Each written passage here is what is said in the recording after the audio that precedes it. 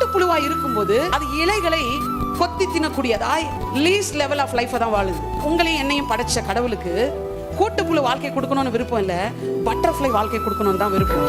ரோமர் 12:2 மறுரூபத்தின் வாழ்க்கையை நம்ம அனுபவிக்கணும்னா தேவனுடைய நன்மையான சித்தம், பிரியமான சித்தம், பரிபூர்ணமான சித்தத்தை நாம் அறிகிறவர்களாய் மாறணும். பைபிள் ஒரு அழகான வசனம் இருக்குங்க. ஒருவனுடைய இருதயத்தின் நினைவு எப்படியோ அப்படியே அவன் இருக்கிறான். நோயை கொடுக்கிறது, பஞ்சத்தை கொடுக்கிறது, இதுதான் கடவுளுக்கு பிளான் உங்க மனசுல நிறைஞ்சு இருந்துச்சுன்னா உங்க வாழ்க்கையும் நோயில இருக்கும், உங்க வாழ்க்கையிலும் பண கஷ்டத்துல தான் இருக்கும்.